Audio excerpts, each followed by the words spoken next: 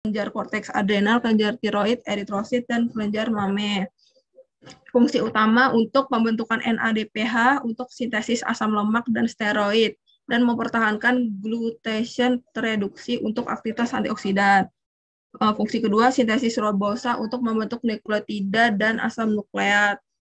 Berikut adalah jalur pentosa fosfat.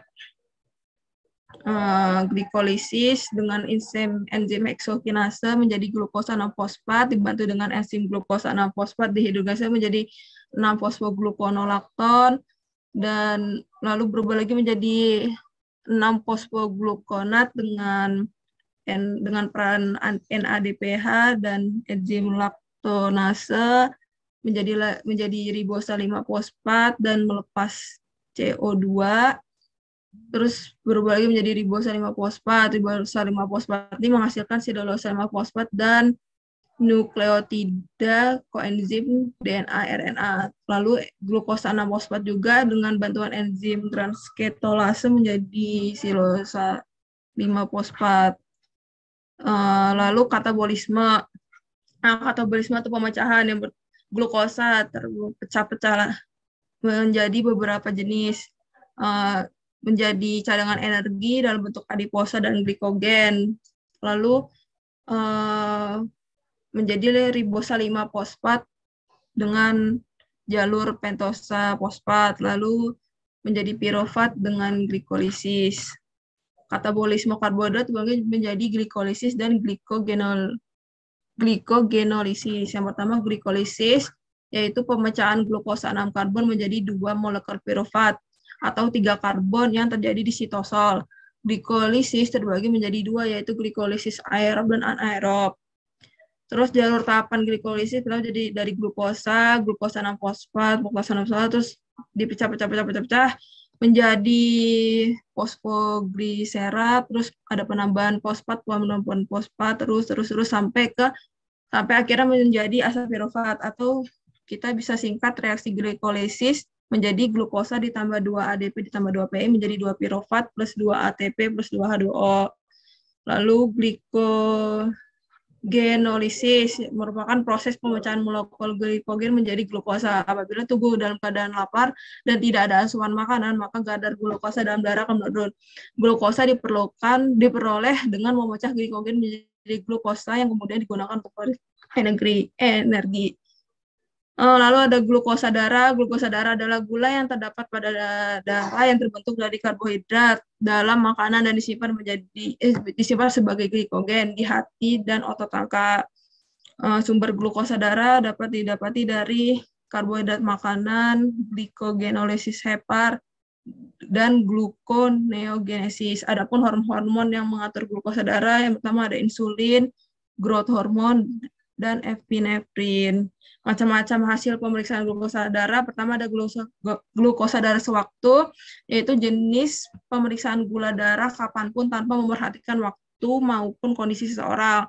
Terus glukosa darah puasa, yaitu pemeriksaan glukosa yang dilakukan setelah pasien berpuasa selama 8-10 jam, dan glukosa darah 2 jam setelah makan, yaitu pemeriksaan glukosa 2 jam setelah makan. Ya udah itu aja. Mungkin itu aja yang dapat saya sampaikan. Apabila ada kekurangan bisa ditambah oleh teman saya. Terima kasih. Baiklah, terima kasih. Selanjutnya dilanjutkan dengan LI metabolisme lipid. Kepada Saudari Faiza dipersilahkan. Baik, terima kasih moderator. Saya izin share screen.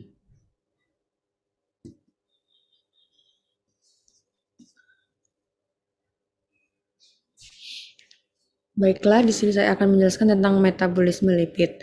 Lipid adalah senyawa organik yang terdapat dalam tumbuhan, hewan, atau manusia dan memegang peranan penting dalam struktur dan fungsi sel. Senyawa lipid tidak mempunyai rumus empiris tentu atau struktur yang serupa, tetapi terdiri atas beberapa golongan. Berbeda dengan karbohidrat dan protein, lipid mempunyai sifat tidak terlarut dalam air, tetapi larut dalam pelarut organik nonpolar seperti ether, kloroform, aseton, dan benzena.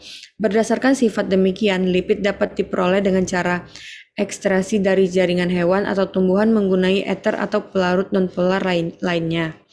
Lemak juga berfungsi melindungi organ-organ tubuh tertentu dari kerusakan akibat benturan atau goncangan. Lemak juga merupakan salah satu makanan yang mengandung vitamin A, D, E, dan K. Pencernaan lemak terutama terjadi dalam usus karena dalam mulut dan lambung tidak terdapat enzim lipase yang dapat menghidrolisis lemak. Dalam usus lemak diubah dalam bentuk emulsi sehingga mudah berhubungan dengan enzim tripsin dalam cairan pankreas. Hasil akhir dari pencernaan lemak ialah asam lemak, gliserol, monogliserida, digliserida, dan serta sisa trigliserida. Lipid yang penting dalam kehidupan adalah lemak-lemak netral atau trigliserida, fosfolipid atau senyawa sejenis, dan sterol. Trigliserida terdiri atas 3 asam lemak yang berkaitan dengan gliserol. Asam lemak merupakan bagian struktur membran biologi yang penting sebagai sumber energi bagi jaringan otot bahkan pada keadaan tidaknya glukos. Metabolisme mencakup proses anabolisme dan katabolisme. Hati merupakan pusat metabolisme lipid yang bertanggung jawab dalam pengaturan kadar lipid dalam tubuh. Nah, berikut ini adalah proses metabolisme lipid. Dari trigliserida dapat disintesis dari asam lemak. Asam lemak diaktifkan menjadi asil CoA oleh enzim asil CoA sintes dengan memakai ATP dan CoA.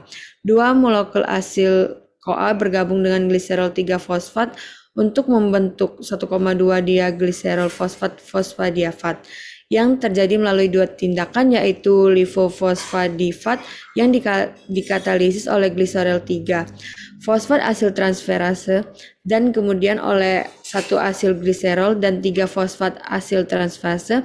Fosfat dikonversi oleh fosfadidolarase menjadi 1,2 diasil gliserol. Dalam mukosa usus, jalan monoasil gliserol ada di mana monoasil gliserol dikonversi menjadi 1,2 diasil gliserol. Kemudian asil CoA berikut diesterifikasi dengan diasil membentuk triagliserol yang dikatalisis oleh diasil gliserol asil transfase. Nah, sebelumnya saya izin menambahkan tetapi tidak ada di dalam Word ini. Berdasarkan struktur kimia, lipid itu terbagi menjadi lipid sederhana dan lipid kompleks. Lipid sederhana itu ester asam lipid dengan berbagai alkohol, dan lipid kompleks itu ester asam lipid yang mengandung gugus tambahan selain alkohol dan asam lipid atau kombinasi lipid dengan molekul lain. Selanjutnya mungkin bisa ditambahkan oleh teman-teman saya. Terima kasih.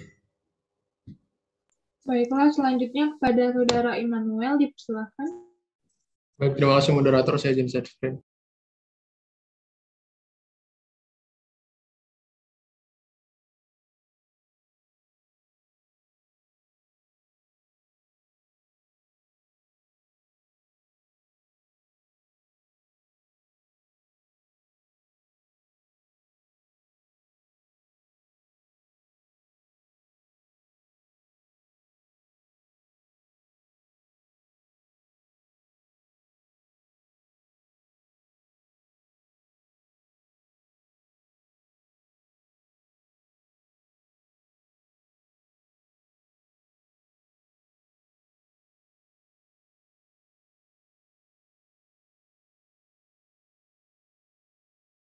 Mohon maaf sebentar, ada sedikit gangguan, saya lihat lagi. Baiklah.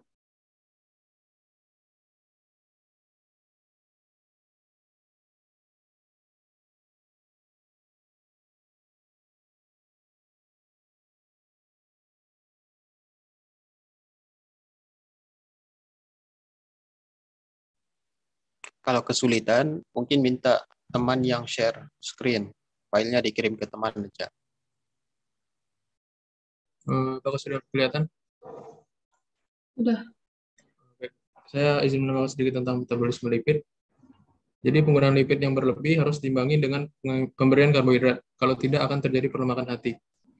Asam lemak yang disimpan sebagai triasilgliserol berfungsi sebagai bahan bakar dan merupakan sumber energi utama bagi tubuh.